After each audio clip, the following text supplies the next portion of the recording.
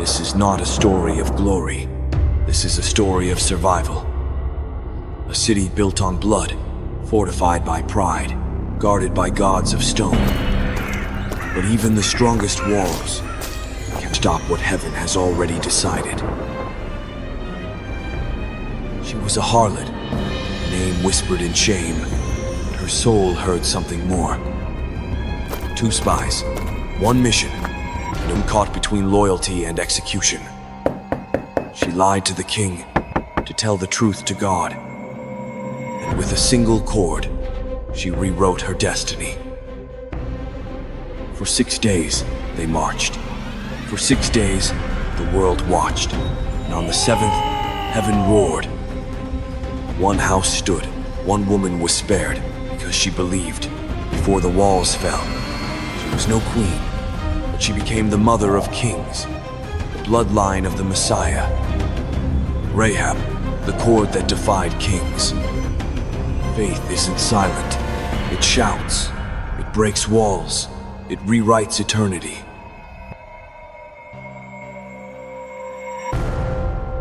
Rahab, the movie.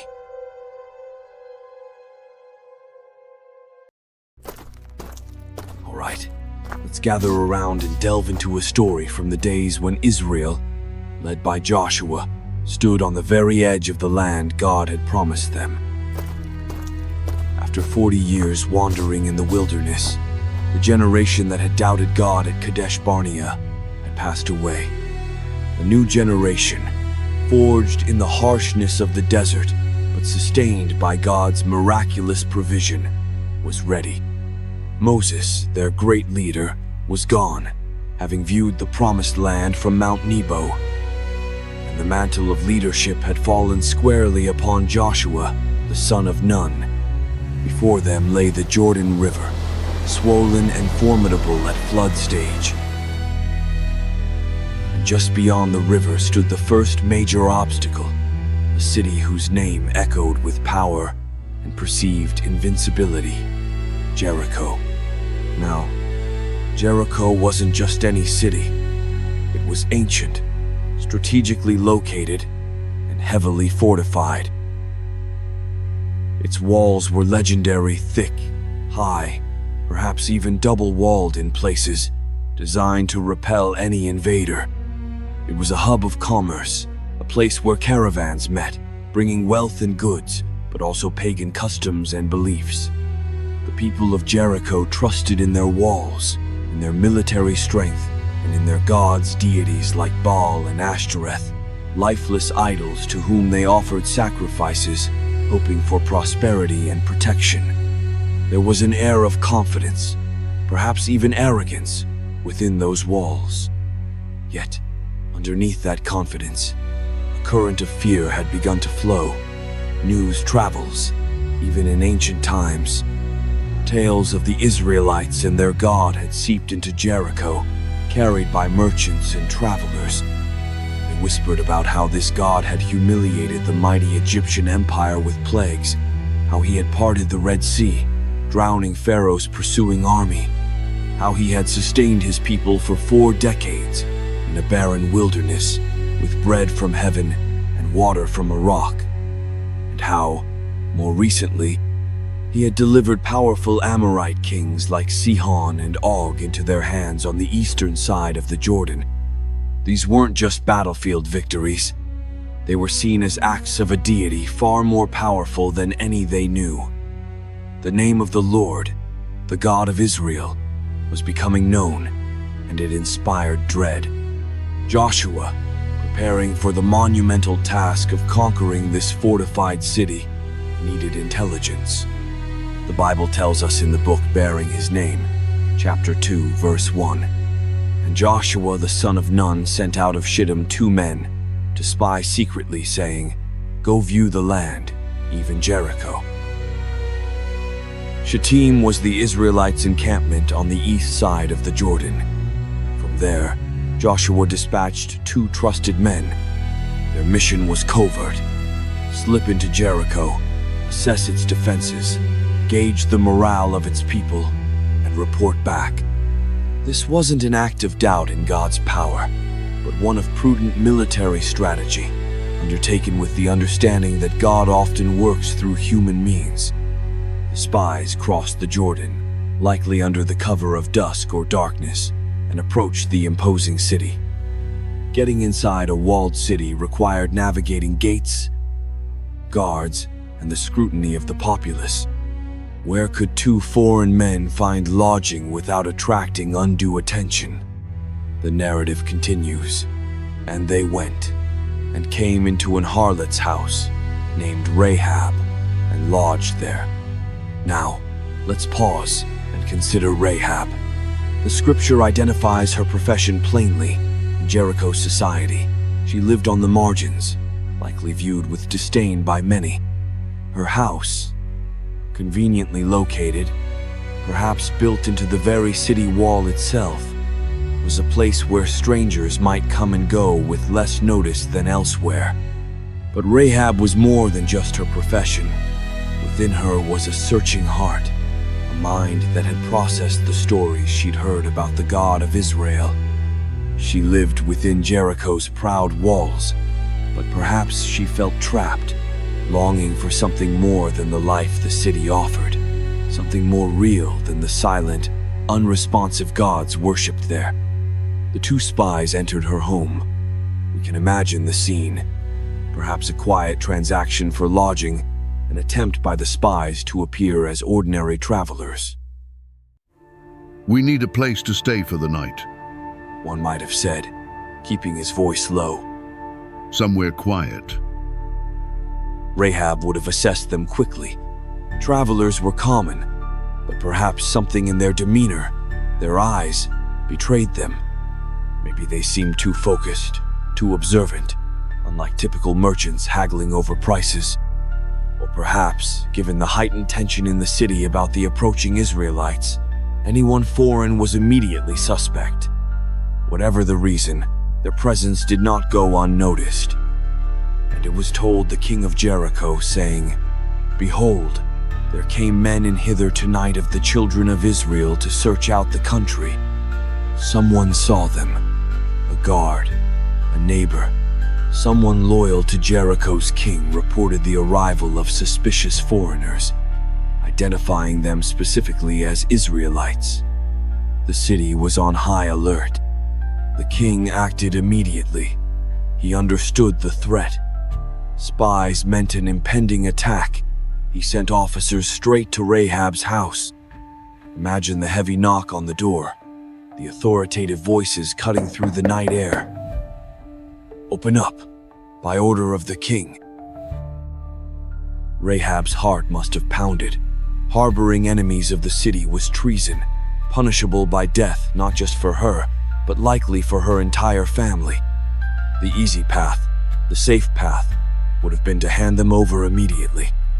The soldiers stood at her door, stern and demanding. "The king commands you," their leader likely stated, his voice leaving no room for argument. "Bring forth the men that are come to thee, which are entered into thine house, for they be come to search out all the country." They knew the spies were inside. There was no point in denying their arrival. Here, Rahab faced a critical choice, a moment where fear and a budding, perhaps not fully understood, faith collided. What should she do? Betray the men who sought refuge under her roof? Or defy the king of Jericho, the power that governed her world? She made her choice, demonstrating remarkable quick-wittedness and courage born not just of desperation, but of something deeper stirring within her. She went to the door, perhaps composing herself, trying to appear cooperative while her mind raced. Yes, some men did come here, she might have admitted, her voice steady despite the danger. She looked the soldiers in the eye. "There came men unto me, but I wist not whence they were." She acknowledged their presence, but feigned ignorance about their origin, despite the king's message clearly identifying them as Israelites. She continued, building the deception, pointing vaguely towards the city gates, which would typically be shut at nightfall. "And it came to pass about the time of shutting of the gate, when it was dark, that the men went out. Whither the men went, I wot not. Pursue after them quickly, for ye shall overtake them. It was a calculated lie. She provided a plausible explanation. They arrived. She didn't know who they were. They left just before the gates closed. She even added an urgent imperative. Chase them now. You can still catch them. This directed the soldiers' focus away from her house and sent them on a futile chase out of the city. But where were the spies? Had they really left? No. Rahab had acted decisively even before the king's men arrived. The scripture reveals her foresight, but she had brought them up to the roof of the house and hid them with the stalks of flax, which she had laid in order upon the roof.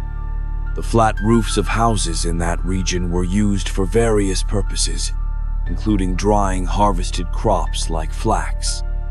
Rahab had taken the spies up to her roof and concealed them under the bundles of flax stalks drying there, a simple yet effective hiding place. Trusting Rahab's convincing story, the soldiers immediately gave chase, and the men pursued after them the way to Jordan unto the fords, and as soon as they which pursued after them were gone out, they shut the gate. The king's men headed towards the Jordan River crossings, the logical escape route, and the city gates were secured behind them, locking down Jericho for the night. Inside her house, Rahab could finally breathe, but the danger wasn't over. The spies were still hidden on her roof. She had lied to the king's authorities, putting herself and her family at immense risk. Why? What motivated this woman, an outsider in her own city, to side with foreign invaders against her people? The answer lies in what happened next, up on that rooftop, under the cover of darkness, amidst the drying stalks of flax. Before the spies could even settle down or think about sleep, Rahab climbed back up to meet them. And before they were laid down, she came up unto them upon the roof. She wasn't just checking on them. She had something crucial to say, a confession and a plea that would change her destiny and secure her place not only in Israel's history, but in the lineage of faith itself. She looked at these two men, representatives of a people whose God had terrified the region, and she began to speak, revealing the true reason for her actions. Up there on the roof, hidden by the night in the bundles of flax, the two Israelite spies looked up as Rahab approached them. She hadn't come just to bring food or water. There was an urgency in her eyes, a weight in her expression. She sat down near them, the sounds of the city settling below, unaware of the pivotal conversation happening above. She began to speak, her voice low but filled with conviction. I know that the Lord hath given you the land, and that your terror is fallen upon us, and that all the inhabitants of the land faint because of you. Imagine the spies' surprise. Here was a Canaanite woman, an inhabitant of the very city they came to spy on, declaring that their God, Yahweh, had already given them the victory. How could she know this? Rahab continued, explaining the source of her certainty and the fear gripping Jericho.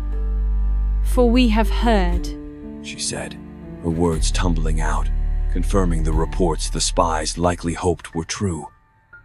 how the Lord dried up the water of the Red Sea for you, when ye came out of Egypt, and what ye did unto the two kings of the Amorites, that were on the other side, Jordan, Sihon and Og, whom ye utterly destroyed. These weren't vague rumors to her. She spoke of specific, monumental acts of God's power.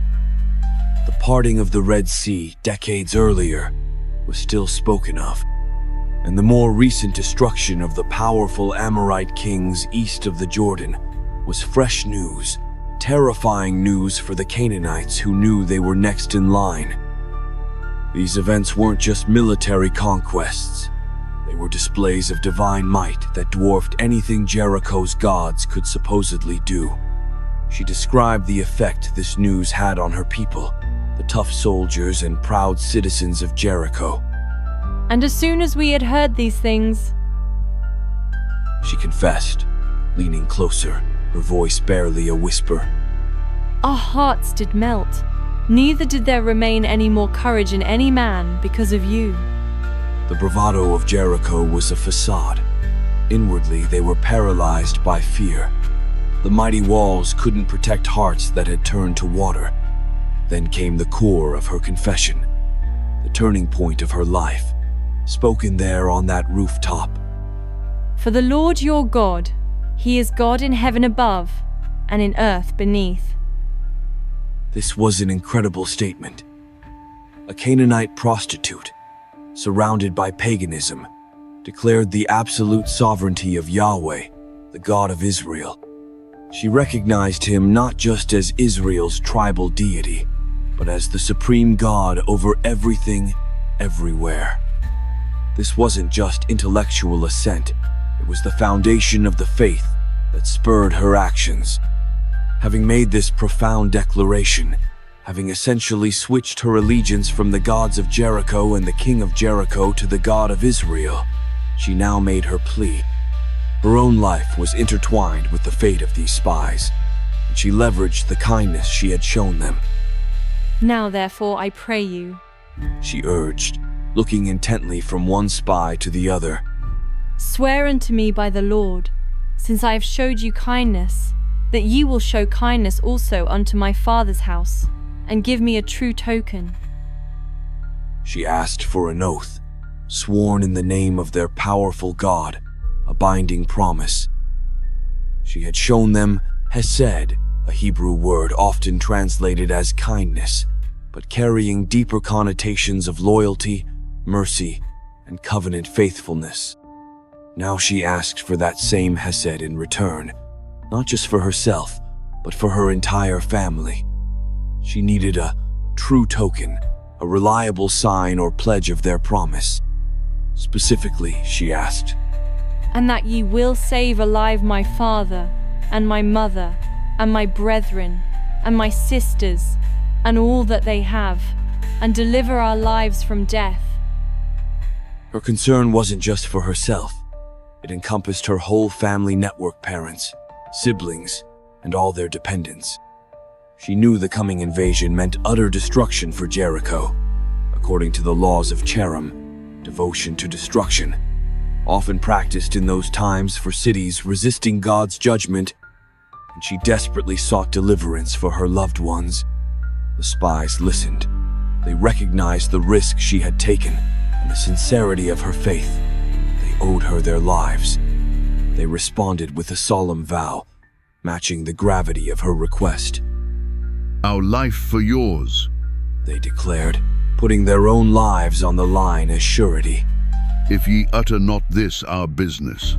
Their promise was conditional. Secrecy was paramount. If she revealed their mission or the deal they were making, the oath was void. And it shall be, they continued. When the Lord hath given us the land, that we will deal kindly and truly with thee. They promised to reciprocate her hesed, acting with kindness and truthfulness towards her and her family when Israel took possession of the land. But an oath needed a practical sign, the true token Rahab had requested. How would the invading Israelite army identify her house amidst the chaos of battle? The spies provided the specific instruction. Behold, one of them likely explained, perhaps gesturing towards the window from which they would soon escape. When we come into the land, thou shalt bind this line of scarlet thread in the window, which thou didst let us down by. A scarlet cord, tied in the window facing outwards, visible to the advancing army. This would be the marker. This vibrant red line against the stone wall would signify the house under protection. Some see a beautiful foreshadowing here, the color of blood, reminiscent of the Passover lamb's blood that saved the Israelites in Egypt, pointing towards the ultimate salvation found through the sacrifice of Christ. They continued with a crucial condition regarding her family. And thou shalt bring thy father, and thy mother, and thy brethren, and all thy father's household home unto thee. Her family members weren't automatically covered just by being related to her. They had to physically be inside her house when the attack came. Safety was confined to the place marked by the scarlet cord. The spies were clear about the boundaries of their protection. And it shall be that whosoever shall go out of the doors of thy house into the street, his blood shall be upon his head. And we will be guiltless. And whosoever shall be with thee in the house, his blood shall be on our head, if any hand be upon him. Anyone leaving the safety of the marked house during the assault would forfeit their protection. Their death would be their own responsibility. But if anyone inside the house was harmed, the guilt would fall upon the spies who made the oath. They were guaranteeing the safety of everyone within those specific walls. They reiterated the condition of secrecy. And if thou utter this our business, then we will be quit of thine oath, which thou hast made us to swear. Silence was essential for the plan to work, and for the oath to remain binding. Rahab understood. She agreed to the terms. According unto your words, so be it. Now, they had to get out of the city unseen. The king's men were guarding the gates and likely patrolling the roads towards the Jordan fords.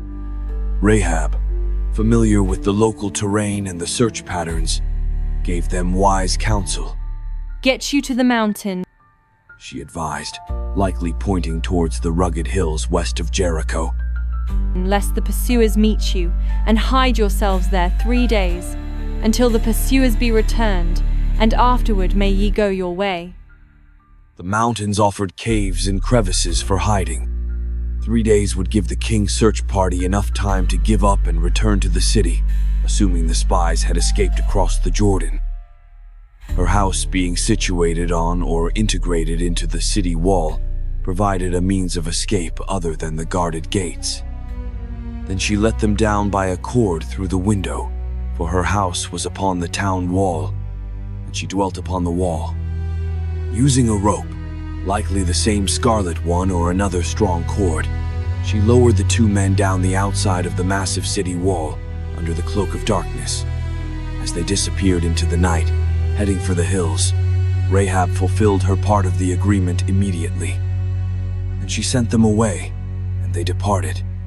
And she bound the scarlet line in the window. That scarlet cord, hanging brightly against the wall, wasn't just a marker for the Israelite army. It was a visible symbol of Rahab's faith, her hope, the covenant she had made. Imagine Rahab in the following days. The city remained locked down, tense with fear and anticipation.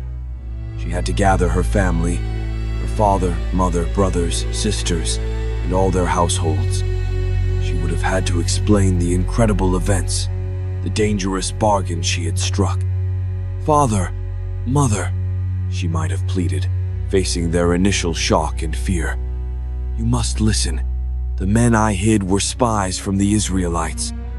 Their God, the one who dried up the Red Sea and defeated the mighty kings across the river, he is the true God in heaven and earth. He is giving this city to them." Her father might have erupted. "Rahab, are you mad? You consort with the enemy? You speak treason. This will destroy us all." "No, father," Rahab would insist, perhaps holding up the scarlet cord. "This is our salvation. I made a promise, and they swore an oath by their powerful God. They will spare everyone who is inside this house when they attack. Look, the scarlet cord in the window is the sign. We must all be here. Trust me. Trust their God. It is our only hope." Her conviction, perhaps bolstered by the palpable fear in the city that confirmed her words about the Israelites' God, must have eventually persuaded them. They saw her courage, heard the testimony of God's power, and felt the dread that already hung over Jericho. They agreed to gather in her home when the time came, placing their lives in the hands of their daughter and the promise secured by a scarlet thread. Meanwhile, the spies followed Rahab's advice. And they went and came unto the mountain, and abode there 3 days, until the pursuers were returned. And the pursuers sought them throughout all the way, but found them not. For 3 days they hid in the wilderness hills overlooking Jericho, while the king's men scoured the plains and the routes to the Jordan. The search was fruitless. After the 3rd day, when the pursuit died down, the spies made their way back to the Israelite camp at Shittim. So the 2 men returned, and descended from the mountain, and passed over, and came to Joshua the son of Nun, and told him all things that befell them. They delivered their intelligence report to Joshua. They confirmed the strategic importance of Jericho, described its defenses, but most importantly, they reported on the psychological state of the inhabitants, confirming Rahab's assessment. And they said unto Joshua, Truly the Lord hath delivered into our hands all the land, for even all the inhabitants of the country do faint because of us. The fear was real. The land was ripe for conquest, not because of Israel's strength, but because the Lord had already gone before them, striking terror into the hearts of the enemy. They surely also reported Rahab's crucial assistance, her declaration of faith, and the oath they had made to her, secured by the sign of the scarlet cord. Joshua now had the information he needed, and confirmation that God was indeed preparing the way. The stage was set for the fall of Jericho. The report from the spies confirmed it. God had already instilled fear in the hearts of the Canaanites. Joshua now knew the time was right. The entire nation of Israel stood poised on the banks of the Jordan River, which was at flood stage, a roaring, impassable torrent. How could an entire nation, men, women, children, livestock, cross such a barrier? But the God who dried up the Red Sea had already planned the way. Following his precise instructions, the priests carrying the Ark of the Covenant, the visible symbol of God's presence and power, stepped into the raging water. The moment their feet touched the river's edge, the waters flowing from upstream miraculously stopped, piling up in a heap far away, while the waters flowing downstream continued on, leaving a wide path of dry ground in the middle of the riverbed. Imagine the scene. The whole nation of Israel walked across the Jordan on dry land, right opposite Jericho. They didn't need boats or bridges. God himself cleared their path. As the priests carrying the ark stood firm in the middle of the dry riverbed, the people passed over. To commemorate this incredible miracle, Joshua commanded 12 men, one from each tribe, to take 12 large stones from the middle of the Jordan, where the priests stood, and set them up as a memorial, a permanent reminder for future generations of how God had brought them into the promised land. When all the people had crossed, the priests carried the ark out of the riverbed, and as soon as they stepped onto the western bank, the Jordan's waters rushed back into place, flooding the banks as before. The news of this event spread like wildfire through Canaan. When the kings of the Amorites and the Canaanites heard how the Lord had dried up the Jordan for the Israelites, their hearts melted within them again. There was no spirit left in them because of the Israelites. God was demonstrating his power not just to Israel, but before their enemies. Now encamped on the plains of Jericho, at a place called Gilgal, Joshua, under God's command, led the people in acts of covenant renewal. The men who had been born in the wilderness were circumcised, reaffirming their identity as God's chosen people. And there, on the plains of Jericho, they kept the Passover feast for the first time in the Promised Land, eating the produce of the land, unleavened cakes and parched corn. Significantly, the very next day after the Passover, the manna, the miraculous bread from heaven that had sustained them for 40 years in the wilderness, ceased. God was showing them that he would now provide for them through the bounty of the land he had given them. It was during this time, near Jericho, that Joshua had a profound encounter. He looked up and saw a man standing before him with a drawn sword in his hand. Joshua, ever the vigilant leader, went up to him and demanded, "Art thou for us, or for our adversaries?" The man's reply was stunning. "Nay, but as captain of the host of the Lord am I now come." He was neither for Israel nor for Jericho in a partisan sense. He represented God himself, the true commander in this campaign. Joshua immediately fell on his face to the earth in worship, asking, "What saith my Lord unto his servant?"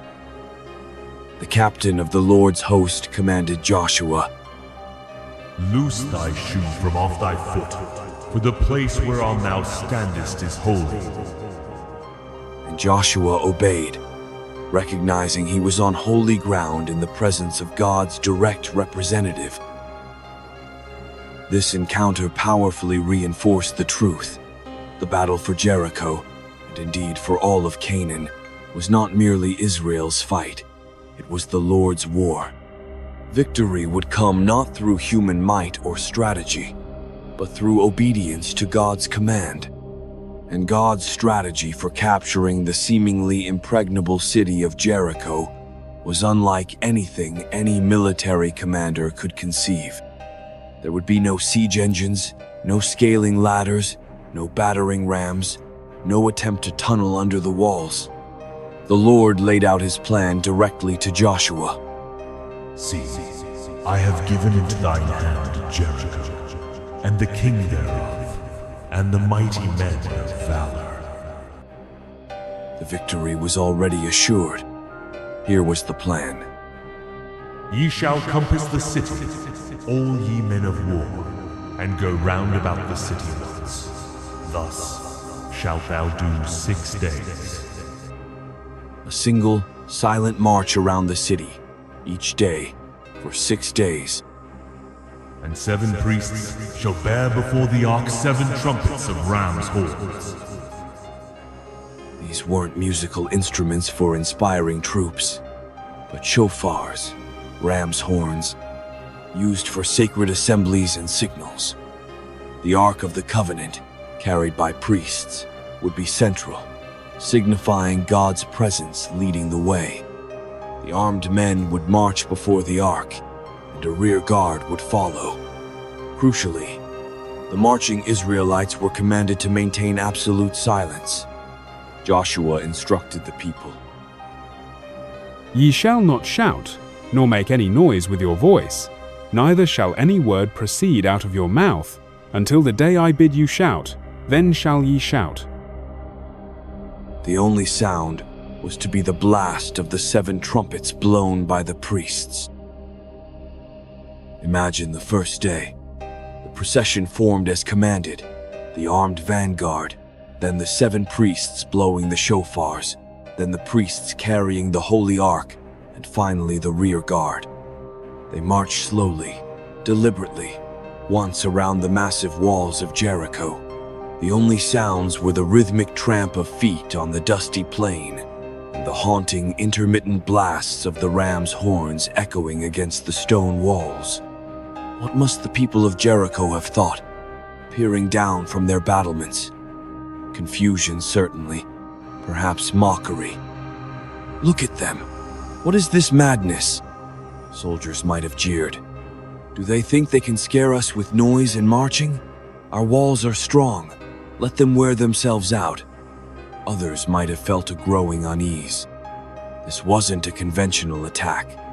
This strange, silent ritual, centered around that golden box they carried, felt otherworldly, unsettling. The fear that had already gripped them likely intensified. Inside Rahab's house, marked by the scarlet cord dangling from the window, Rahab and her gathered family watched and waited. Every tramp of feet outside, every blast of the shofar, must have heightened their tension. "What are they doing, daughter?" her father might have asked, pacing nervously. "Walking in circles? Blowing horns? This isn't how you conquer a city." "Patience, father," Rahab likely urged, her own faith tested but holding firm. This is God's way, not man's. We heard the stories, we know his power. We must simply trust the promise and stay inside, beneath the sign. Each day, as the procession repeated its silent circuit, her family's hope perhaps grew a little stronger, clinging to Rahab's faith and the oath sworn by the spies. For 6 days, the routine was the same. Israel marched. The priests blew the trumpets. The people remained silent. They circled the city once and returned to their camp. Jericho remained untouched, its walls standing tall and defiant. Israel's obedience was tested. Jericho's apprehension grew. Then came the 7th day. The instructions changed. On this day, the Israelites rose early. At the dawning of the day, they didn't just circle the city once. Following God's command, Ye shall compass the city 7 times, and the priests shall blow with the trumpets. 7 circuits. The intensity mounted with each lap. The priests blew the shofars continuously, a rising crescendo against the backdrop of the silent, marching thousands. Imagine the scene. 7 times around the city, the sun climbing higher in the sky, the tension becoming almost unbearable, both for the marching Israelites and the watching defenders on the walls. Finally, after the 7th circuit was complete, the procession halted. A silence fell, broken only by the lingering echo of the horns. Then, Joshua gave the command. He shouted to the people, raising his voice over the vast assembly. Shout, for the Lord hath given you the city. He reminded them of God's instructions regarding the city and its contents. And the city shall be accursed, even it, and all that are therein, to the Lord. Everything was devoted to destruction, except for one household. Joshua proclaimed clearly, Only Rahab the harlot shall live, she and all that are with her in the house, because she hid the messengers that we sent. He warned them sternly not to take any of the accursed things for themselves, lest they bring disaster upon the camp. With Joshua's command, shout, hanging in the air, the entire nation of Israel, hundreds of thousands of voices, raised a single, massive shout. It wasn't just a battle cry. It was a shout of faith, a declaration of confidence in God's promise, an acknowledgement that He alone was delivering the city into their hands. And then, the impossible happened. The Word tells us. So the people shouted when the priests blew with the trumpets. And it came to pass, when the people heard the sound of the trumpet, and the people shouted with a great shout, that the wall fell down flat. Those mighty, impenetrable walls didn't just crumble or break apart in sections. They collapsed downwards, completely flattened, instantly removing the city's primary defense. It was a stunning, immediate, and comprehensive display of God's power. With the walls down, the way was open. There was no rampart to scale, no gate to breach. The Israelites charged forward, so that the people went up into the city, every man straight before him, and they took the city. The path was clear, and the conquest, ordained by God and achieved through obedience and faith, began. The great shout of faith from the people of Israel still echoed in the air as the dust began to settle from the miraculously flattened walls of Jericho. The path into the city lay open, not through a narrow breach forced by human effort, but wide open all around, a clear invitation for God's judgment to enter. The Israelite soldiers, stunned but resolute, surged forward as commanded, every man straight before him into the doomed city. What followed was the grim execution of God's holy judgment upon a city steeped in idolatry and wickedness. This wasn't wanton destruction. It was the fulfillment of the cherem, the act of utterly devoting the city and its inhabitants to the Lord as a thing accursed. The Israelites, acting as instruments of divine justice, utterly destroyed all that was in the city, both man and woman, young and old, and ox and sheep and ass, with the edge of the sword. It was a complete and sobering judgment, demonstrating the holiness of God and the consequences of persistent rebellion against him. But amidst this sweeping destruction, a promise had been made, an oath sworn in the name of the Lord. Joshua did not forget. Even as the battle raged within the fallen city, he turned to the two men who had spied out the land, the very men whose lives Rahab had saved. He gave them a specific command. "Go into the harlot's house, and bring out thence the woman and all that she hath, as ye swear unto her." Imagine those two spies navigating the chaos and ruin. Smoke filled the air, cries echoed around them, but they had a mission of mercy amidst the judgment.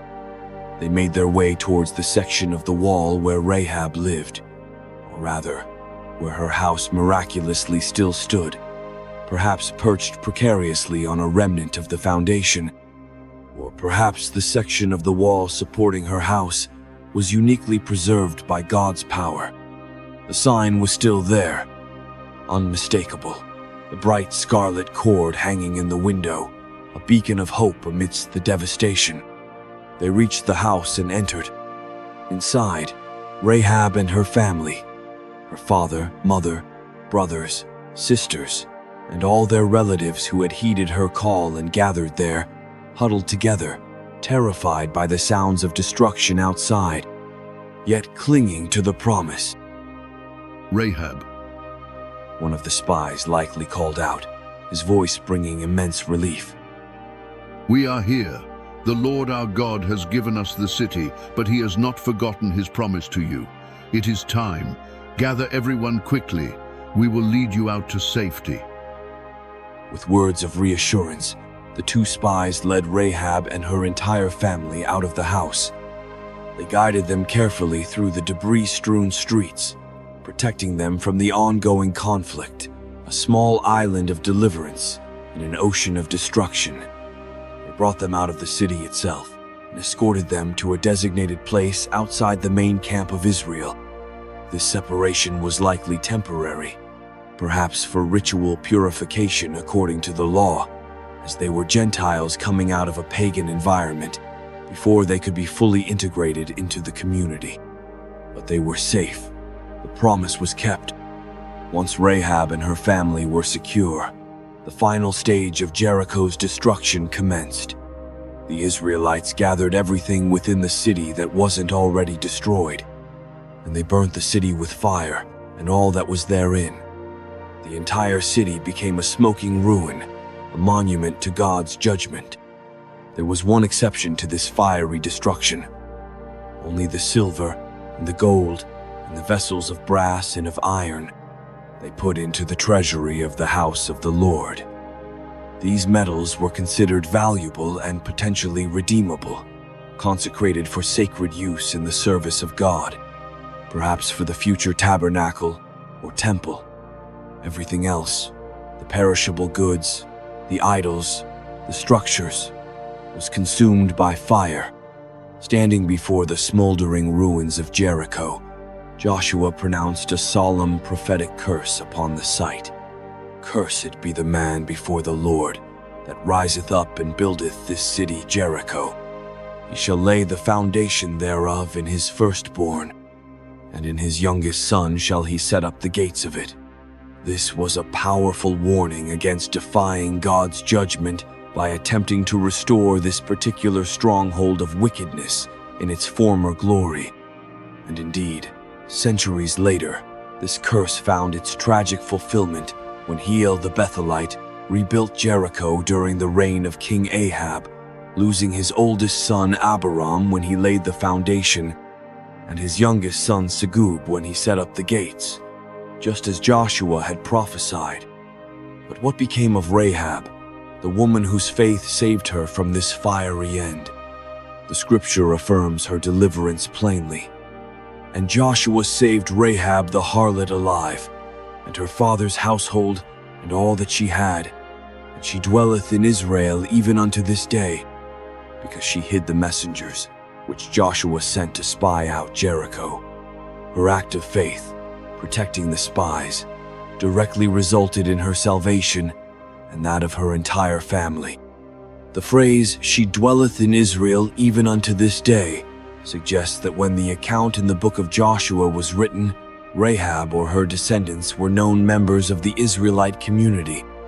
Her integration wasn't temporary. Despite her Canaanite origins and her former life, she was fully incorporated into the people of God. Her past was overcome by her present faith in the God of Israel. This acceptance culminated in a remarkable marriage. Rahab married a man named Salmon, who belonged to the prominent tribe of Judah. Some traditions suggest Salmon might have been one of the 2 spies she saved, though the Bible doesn't explicitly state this. Regardless, the marriage itself is significant. An Israelite man from the leading tribe married this Gentile woman, demonstrating that faith in Yahweh transcended ethnic boundaries. God's grace grafted her into the covenant family. The most astonishing aspect of Rahab's story unfolds centuries later, revealed in the opening chapter of the New Testament. In the genealogy of Jesus Christ, recorded by Matthew, we find this entry. And Salmon begat Boaz of Rahab, and Boaz begat Obed of Ruth, and Obed begat Jesse, and Jesse begat David the king. Matthew 1:5-6, adapted slightly for clarity. Think about that. Rahab, the Canaanite harlot from Jericho, became the mother of Boaz. Boaz, as we know from the book of Ruth, married Ruth the Moabitess, another Gentile woman brought into Israel through faith. Their son was Obed, the grandfather of King David. This means Rahab is a direct ancestress of King David, Israel's greatest king, and even more incredibly, a direct human ancestress of Jesus Christ, the Messiah, the Savior of the world. God, in his infinite wisdom and grace, chose to include this woman, saved from destruction by her faith, in the lineage of his own son. Her legacy is celebrated elsewhere in Scripture as well. The writer of Hebrews includes her in the great Hall of Faith, listing heroes who lived by faith. Alongside figures like Abraham, Moses, and David, we read, "By faith the harlot Rahab perished, not with them that believed not, when she had received the spies with peace." Her faith, expressed through welcoming and protecting the spies, set her apart from the unbelieving inhabitants of Jericho and saved her life. Furthermore, James, the half-brother of Jesus, uses Rahab as a powerful example, alongside Abraham, to illustrate that true faith is never merely passive belief. It demonstrates itself through action. He asks, "Likewise also was not Rahab the harlot justified by works, when she had received the messengers and had sent them out another way?" Her actions, hiding the spies, misleading the king's men, securing the promise, hanging the scarlet cord, helping them escape, were the evidence, the necessary outward expression of the inward reality of her faith in the God of Israel. So, the story of Rahab is far more than just an exciting episode during the conquest of Canaan. It's a profound illustration of God's amazing grace. It shows that God sees the heart, not just the outward appearance or past profession. It demonstrates that faith, even a faith based initially on hearing reports of God's power, can lead to courageous action and complete salvation. It reveals that God's plan of redemption is wide enough to include anyone, regardless of their ethnicity, social standing, or past sins, who turns to him in genuine faith. Rahab, the outsider, became an insider, a respected member of Israel, and an ancestor of the King of Kings, all because she heard, believed, and acted on her faith in the one true God, the God in heaven above and on earth beneath.